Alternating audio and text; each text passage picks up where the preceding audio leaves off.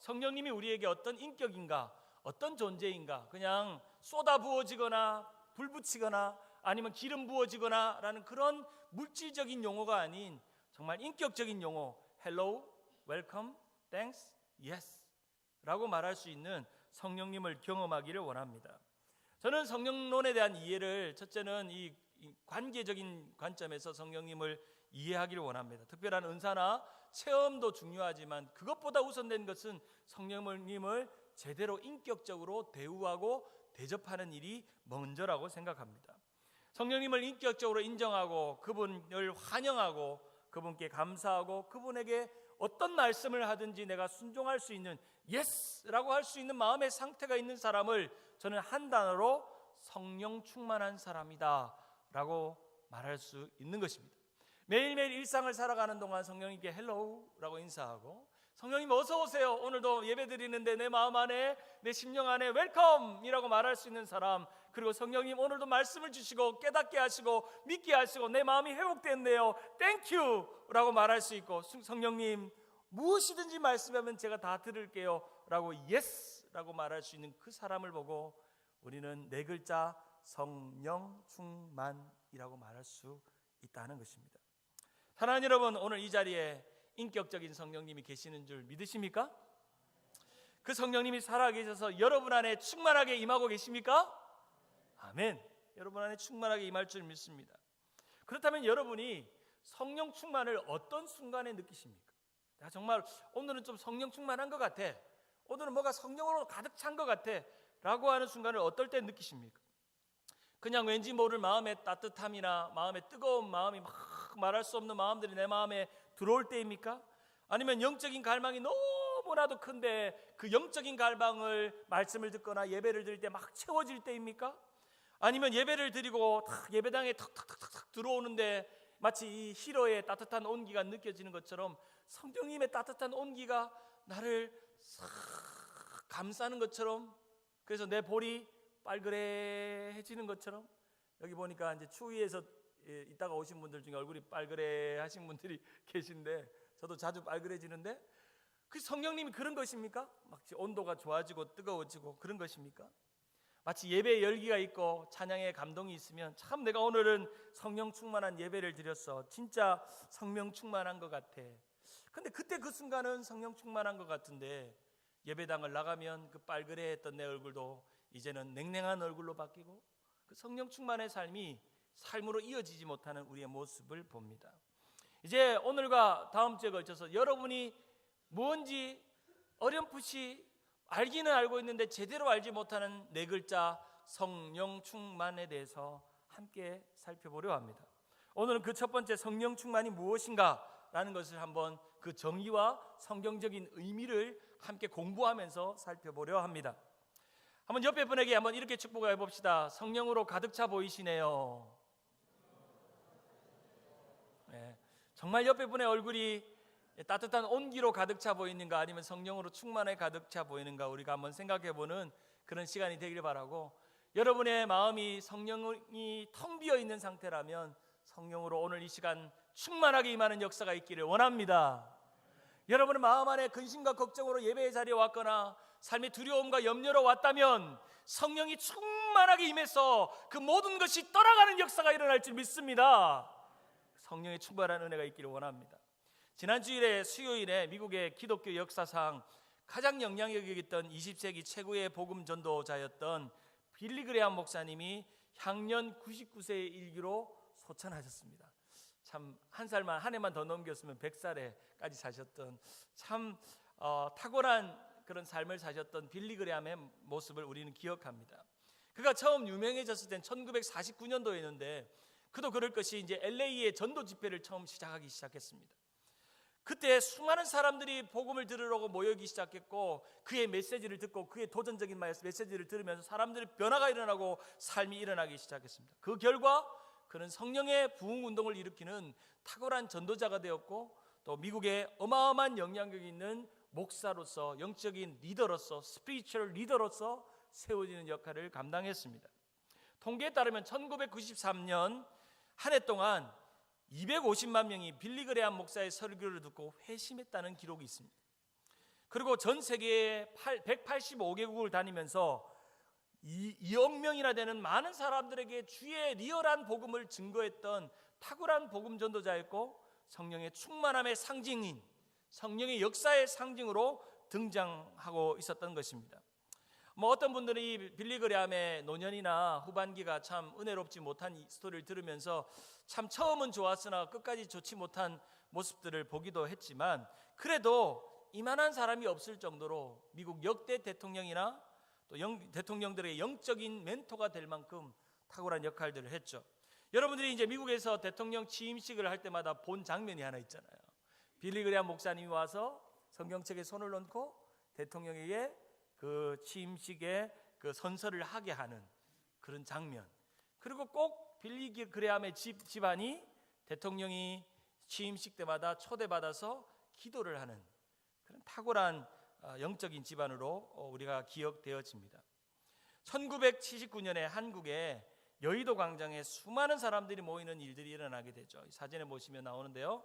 전도대회가 시작됩니다. 전도대회 때 1973년 이 자리에 있었던 분 손 한번 들어보세요.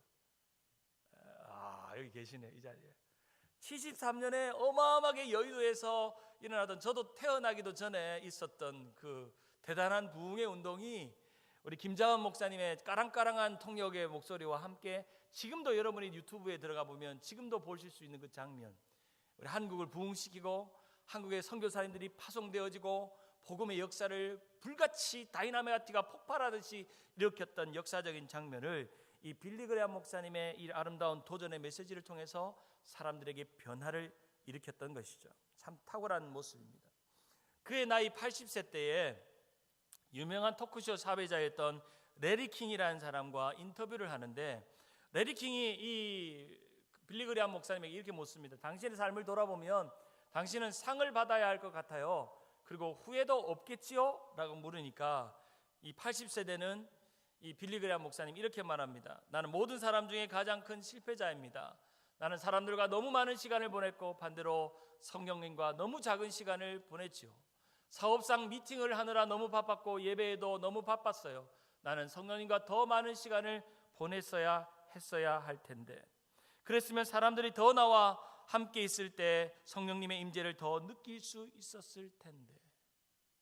여러분 생각해 보세요. 어마어마한 전 세계를 다니면서 복음을 전하고 성령님과 함께 있고 그 일들을 이루었던 빌리 그레함 목사님이 자신은 실패자라고, 나는 좀 더 하나님과 성령님과 함께 거하고 그 은혜를 날마다 누리며 충만한 상태로 살 수 있었건만 그러지 못했고 세상의 것들에 빼앗겨서 살았던 이 목사님의 고백이 우리에게는 너무나도 충격적으로 다가옵니다.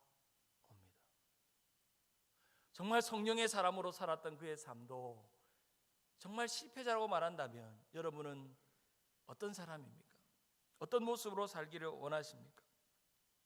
위대한 성취를 이루고 성령을 사모하고 성령의 불을 일으켰던 이 목사님도, 내가 좀 더 시간이 있고 좀 더 여유가 있고 좀 더 내 마음이 집중되어졌다면 좀 더 성령님에 사로잡혀서 살았을 텐데. 사랑하는 여러분, 여러분의 일상은 하루의 일주일 중에 얼마나 성령님께 사로잡혀서 사십니까?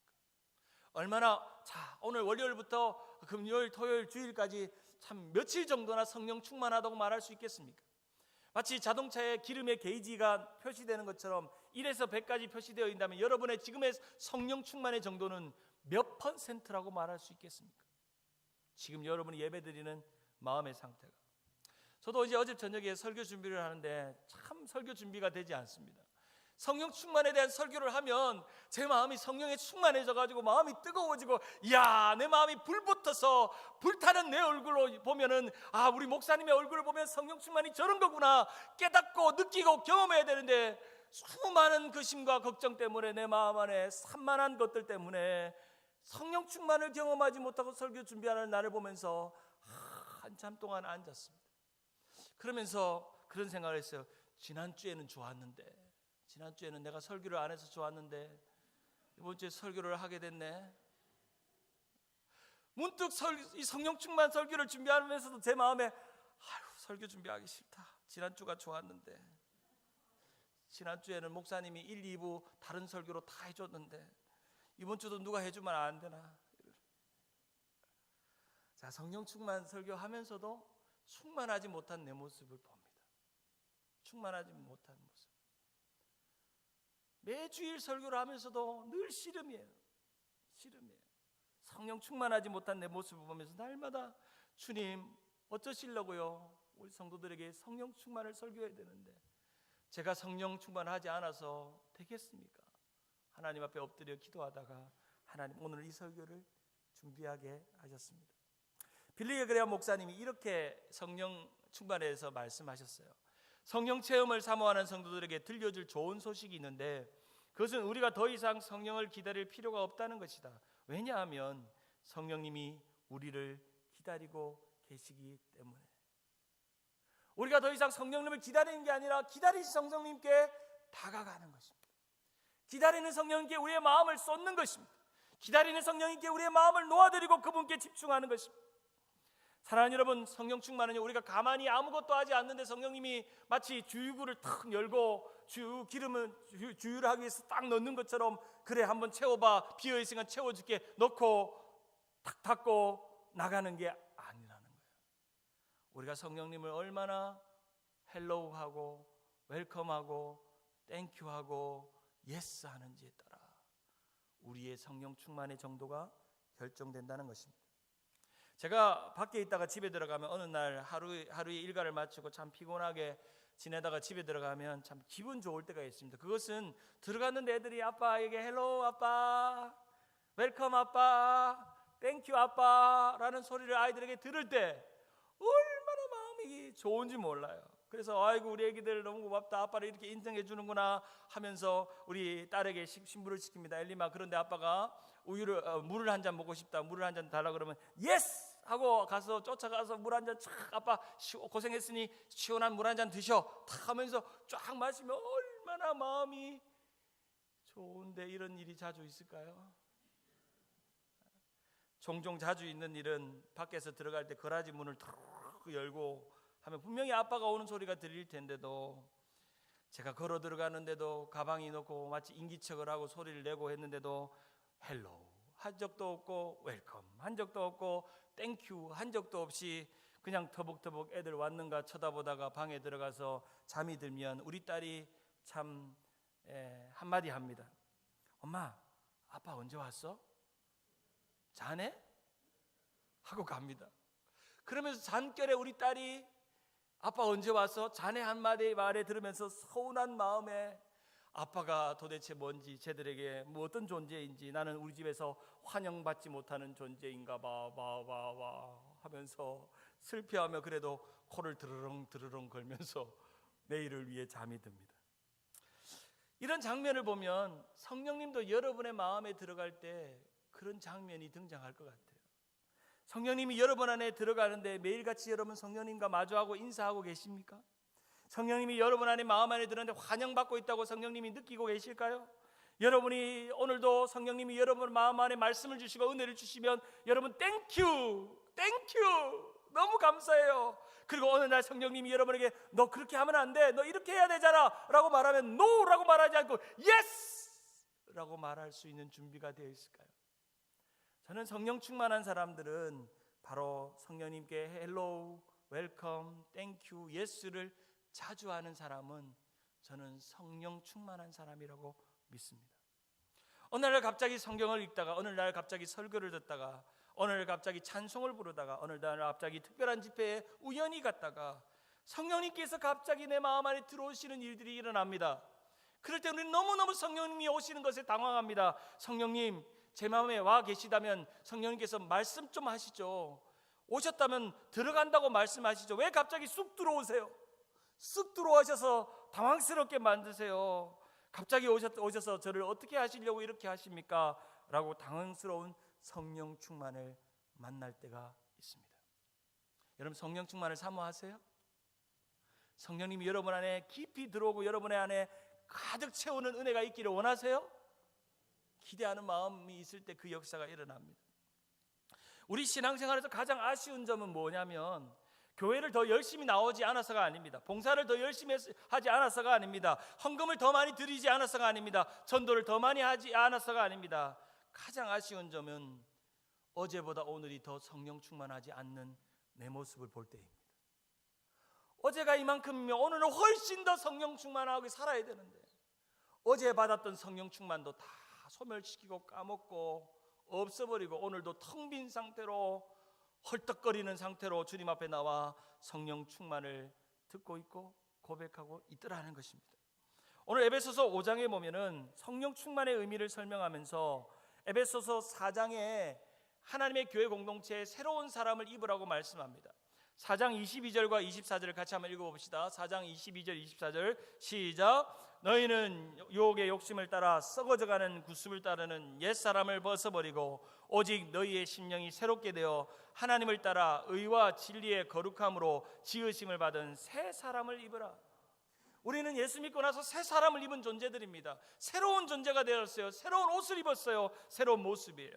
그러면서 사도 바울이 5장에서 오늘 성령 충만을 받으라는 말 앞에 9번에 걸쳐서 너희들은 그럼 새 사람이 되었으면 이렇게 해야 돼, 이렇게 해야 돼, 이렇게 하라고 9번이나 명령하고 있습니다.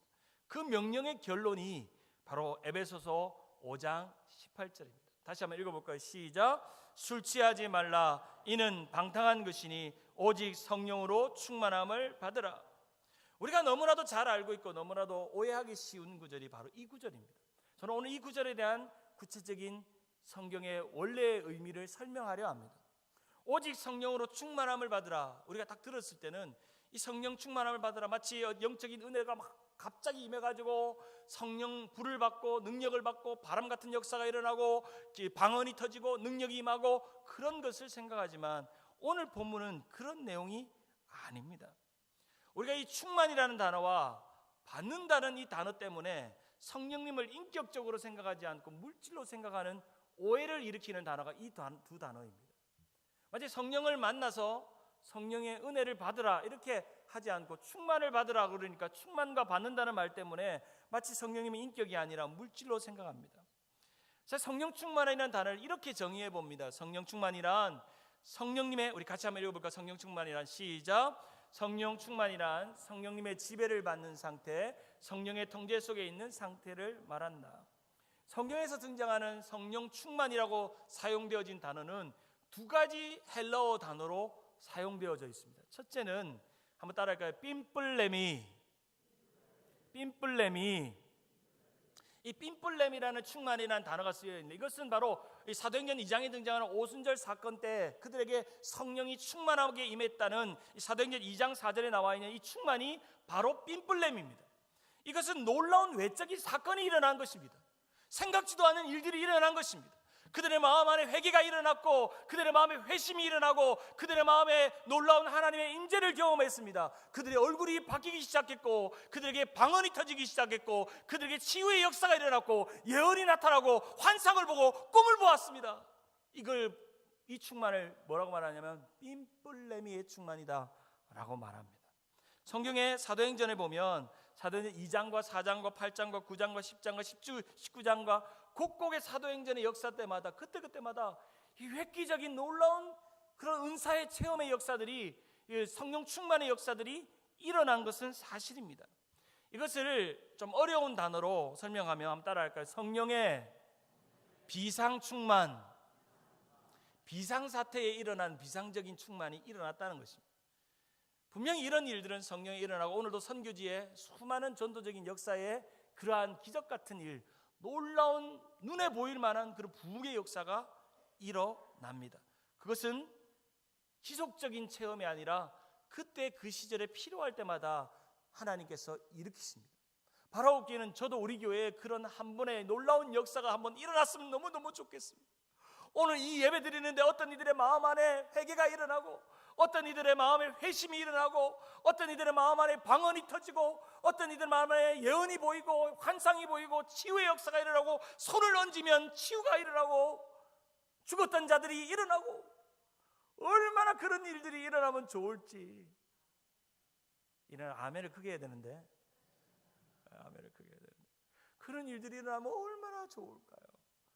우리가 나성한미교회 내가 목회하는 동안 그런 일들이 한 번만 일어났으면 좋겠어. 한 번만. 내가 소원이 있다면 한 번만. 하나님 한 번만이라도 우리 성도들이 막 뒤집어지고 불 받는 역사가 있었으면 얼마나 좋을까. 그거를 삔뿔렘이라고 말합니다. 외적인 나타남이죠. 두 번째 성령 충만은 따라할까요?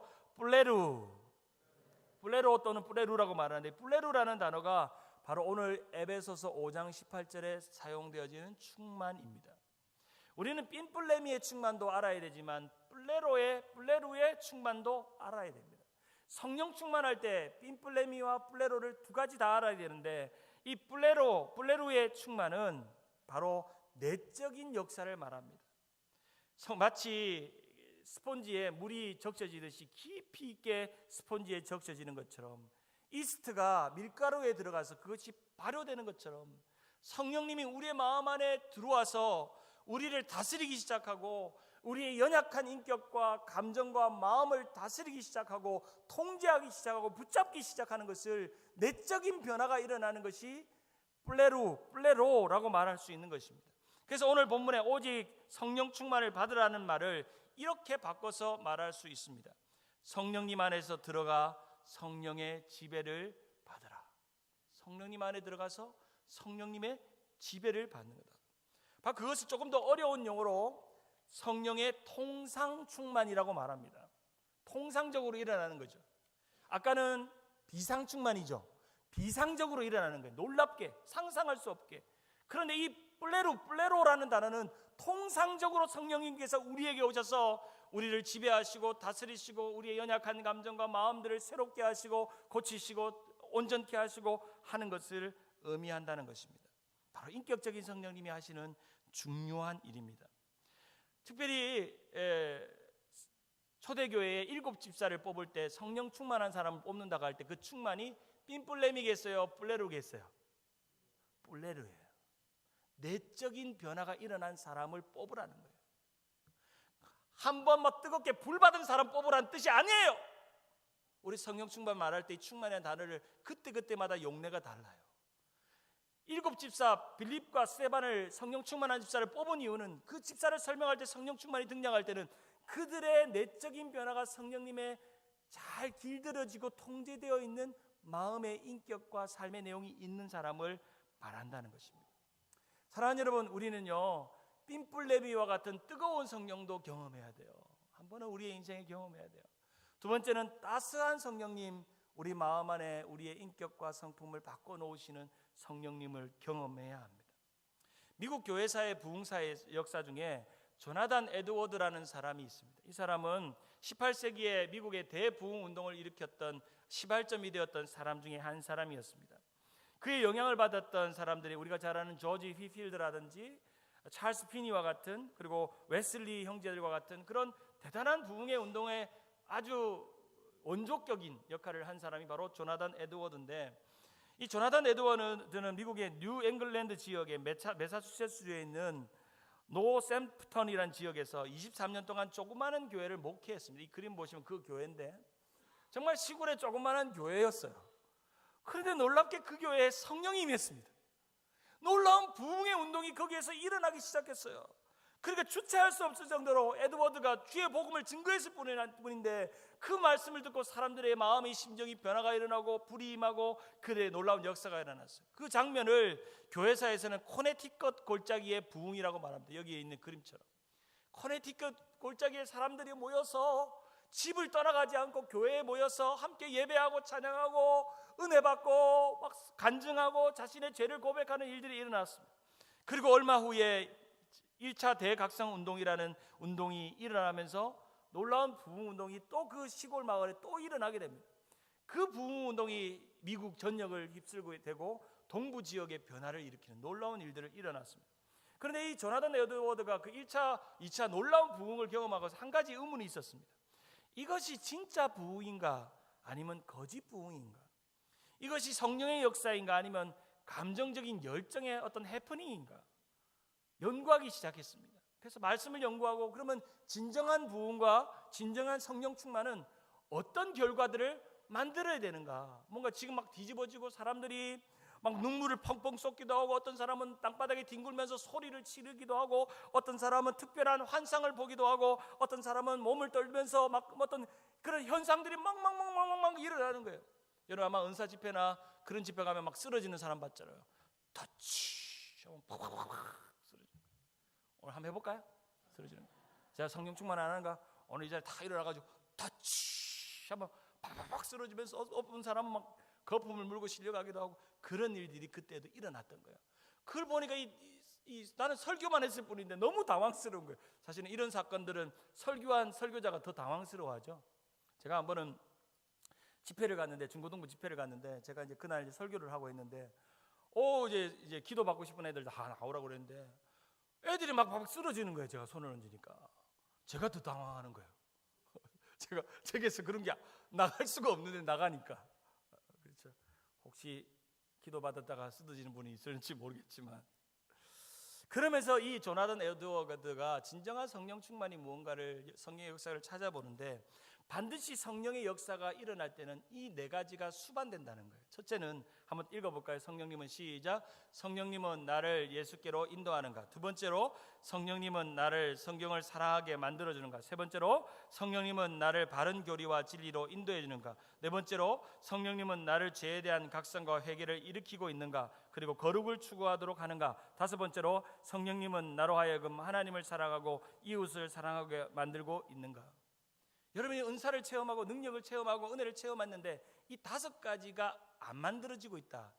그것은 진짜 성령 충만이 아닐 수 있다는 거예요. 자기가 그걸 돌아보니까 이 다섯 가지의 표징이 진짜 성령 충만한 사람들에게 일어나더라는 거예요.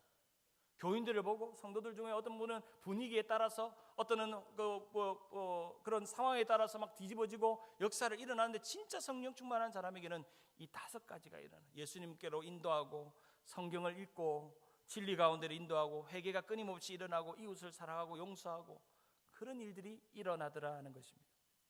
오늘 본문에 보면 이 성령 충만에 앞서서 에베소서 5장 15절에 사도 바울이 이렇게 말합니다. 같이 한번 읽어볼까요? 시작. 그런즉 너희가 어떻게 행할지를 자세히 주의하여 지혜 없는 자같이 하지 말고 오직 지혜 있는 자같이 하라.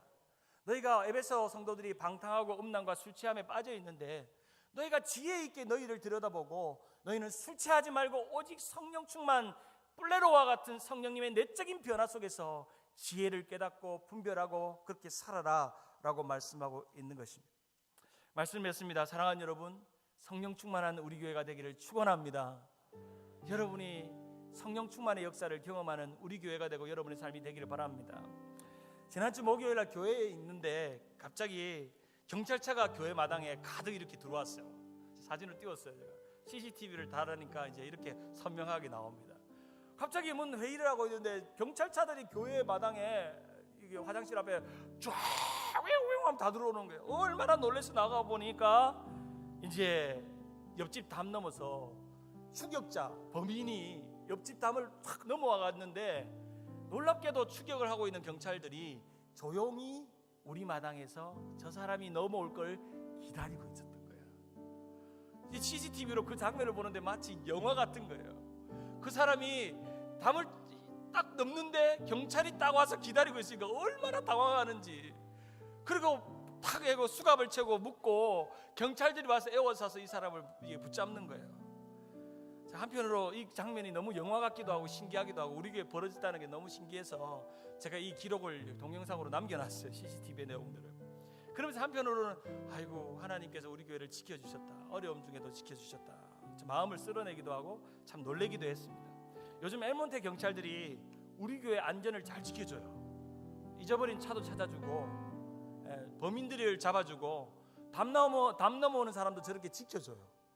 얼마나 감사한지 생각지도 못한 일이었어요. 그 순간 제가 이 장면을 보면서 이런 묵상을 했어요. 우리의 마음의 상태에 성령님이 폴리스와 같이 경찰로 지키고 계시면 어떨까? 성령님이 내 집안에, 내 마음 안에 지키고 계시면 세상에 연약한 마음들이 담을 넘어 들어올 때, 내 마음 안에 담을 넘어 들어올 때, 우울한 마음이 담을 넘어 들어올 때, 죄악이 담을 넘어 들어올 때, 연약한 것들이 담을 넘어 들어올 때, 이미 성령님이 내 마음 안에 충만하게 있다면 그것이 아무렇지 않고 사로잡아서 내쫓아낼 것이다. 그런데 문제는 우리 마음 안에 너무나도 무방비하게 성령님이 없어요. 그러니까 활기치고 담 넘어오는 범인들이 수없이 넘어 들어오는데도 내버려두고 성령 충만을 구하지도 않고 은혜를 구하지도 않고 살아갑니다. 여러분의 마음을 한번 들여다보세요. 지금 여러분 마음 안에 뭐가 있는지. 은밀한 죄가 있습니까? 근심과 낙심과 두려움이 있습니까? 억울하고 상처받은 마음이 있습니까? 연약한 마음들이 여러분 안에 담을 넘고 있어요. 그럼 그것을 누가 막을 수가 있겠습니까? 내 힘으로 할 수 없을 그때에 마치 이 그림처럼 성령님이 그 범인을 에워싸서 쫓아내는 거예요. 사랑하는 여러분, 성령 충만한 교회는요, 어떤 사단마귀도 틈타지 못합니다.